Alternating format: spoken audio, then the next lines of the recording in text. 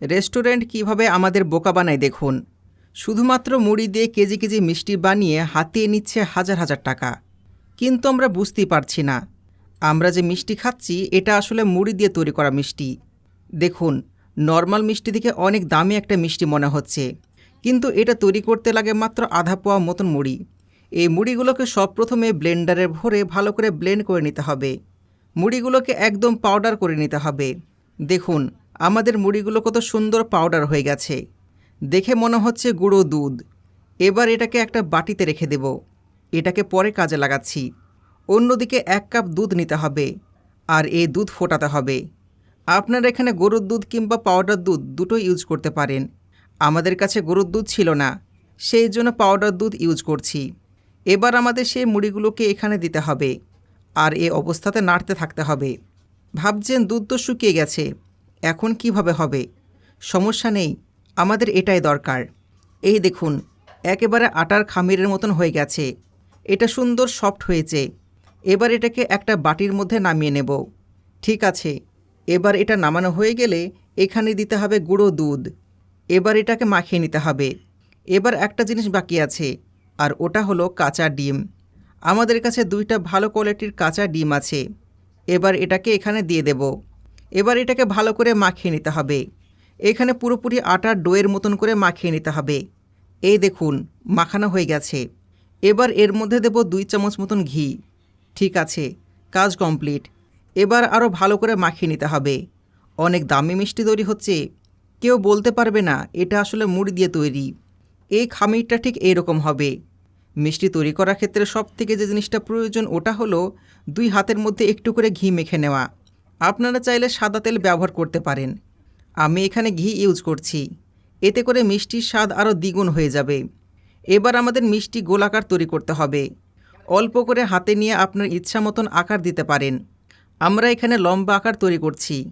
এই দেখুন, দেখে বোঝা যাচ্ছে এটা কেমন হতে পারে। আমাদের মিষ্টি তৈরি করা শেষ। এবার এই মিষ্টিগুলোকে ভেজে নিতে হবে। একটি পাত্রে সয়াবিন তেল নিয়ে নিচ্ছি। পরিমাণ মতন সয়াবিন তেল নিতে হবে। তেলটা একটু গরম হয়েছে, এবার মিষ্টিগুলো ছেড়ে দিন। তবে মিষ্টি ভাজলেই হবে না, এখানে কিছু কাজ আছে।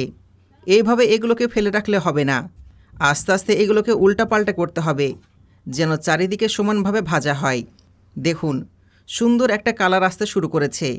এটা ভাজা চলুক, ততক্ষণ আপনাদের জানিয়ে দিই আগের ভিডিওতে কারা কমেন্ট করেছেন। মুর্শিদাবাদ থেকে অ্যানি খান, খুলনা থেকে শামসুর রহমান, রাজশাহী থেকে সোহেল রানা, কুষ্টিয়া থেকে সালমা আক্তার, ইসলামপুর থেকে শারমিন আক্তার। আপনারা যারা কমেন্ট করেছেন আপনাদেরকে ধন্যবাদ। আমাদের মিষ্টি ভাজা প্রায় শেষ হয়ে গেছে। এইরকম একটা চামচ দিয়ে এগুলোকে তুলে ফেলবেন, না হলে তেল এতেই থেকে যাবে। তেলটা এই দিকে ঝরতে থাকুক। অন্যদিকে আমরা একটা পাত্রে 1.5 কাপ মতন চিনি নিচ্ছি, আর 3 কাপ মতন পানি নিচ্ছি। এবার এই চিনি গলিয়ে নিতে হবে, আর পানির পরিমাণ কমিয়ে নিতে হবে। এখানে আমরা মূলত মিষ্টির জন্য সেরা তৈরি করছি। এই দেখুন, হয়ে গেছে গরম গরম সেরা।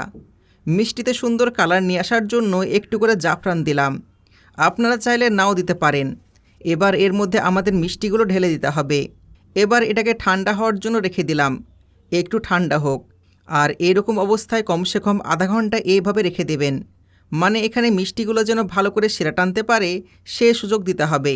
এই দেখুন, এবার তৈরি হয়ে গেল আমাদের মুড়ির মিষ্টি। এবার চলুন আপনাদেরকে একটা কেটে দেখাই।